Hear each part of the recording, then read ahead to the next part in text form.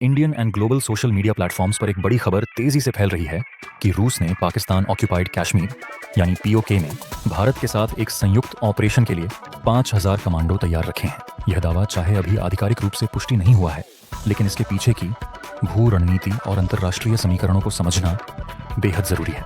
सबसे पहले समझते हैं कि ऐसी खबरें चर्चा में क्यों आती हैं। रूस और भारत दशकों से रक्षा सहयोग के मजबूत साझेदार रहे हैं। ब्रह्मोस मिसाइल से लेकर न्यूक्लियर सबमरीन तकनीक तक कई क्षेत्रों में दोनों देशों के बीच गहरा सामरिक रिश्ता है। हाल ही में रूस ने कई बार खुलकर कहा है कि कश्मीर भारत का आंतरिक मामला है और रूस किसी भी तरह के आतंकवाद के खिलाफ भारत के साथ खड़ा है। इसी पृष्ठभूमि में सोशल मीडिया पर यह दावा उभरा कि अगर भारत पीओके में किसी बड़े ऑपरेशन की तैयारी करता है तो रूस अपने विशेष बलों को समर्थन के लिए तैनात कर सकता है। अब सवाल यह है कि ऐसे किसी संयुक्त ऑपरेशन की वास्तविकता क्या है और इसका रणनीतिक मतलब क्या है। पीओके लंबे समय से आतंकवादी लॉन्च पैड के रूप में इस्तेमाल होता रहा है। भारत ने कई बार यह स्पष्ट किया है कि पीओके कानूनी और संवैधानिक रूप से भारत का हिस्सा है।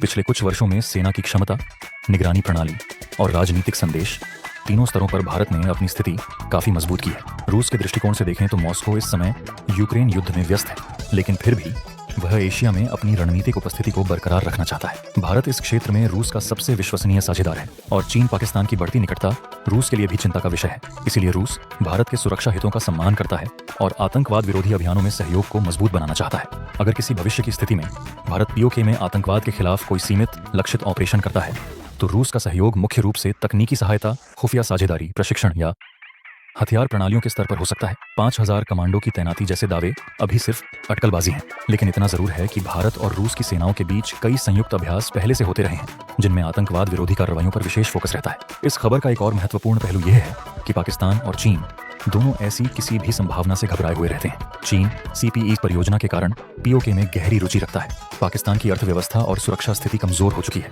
ऐसे में भारत और रूस के बीच बढ़ता सामरिक सहयोग इस क्षेत्र में शक्ति संतुलन को पूरी तरह बदल सकता है। अब बात करें भारत की स्थिति की। भारत ने संसद में स्पष्ट कर दिया है कि पीओके हमारा था, है और रहेगा। भविष्य की राजनीतिक, सैन्य और कूटनीतिक परिस्थितियां कैसी होंगी, यह कई कारकों पर निर्भर करता है, लेकिन भारत अपने अधिकारों और सुरक्षा हितों से पीछे हटने वाला नहीं है। कुल मिलाकर रूसी कमांडो की तैनाती वाली खबर चाहे अभी अपुष्ट हो, लेकिन यह साफ है कि भारत रूस रक्षा सहयोग एक नए स्तर पर पहुंच रहा है और यही वजह है कि पीओके जैसे संवेदनशील मुद्दे पर किसी भी प्रकार की हलचल तुरंत वैश्विक चर्चा का विषय बन जाती है।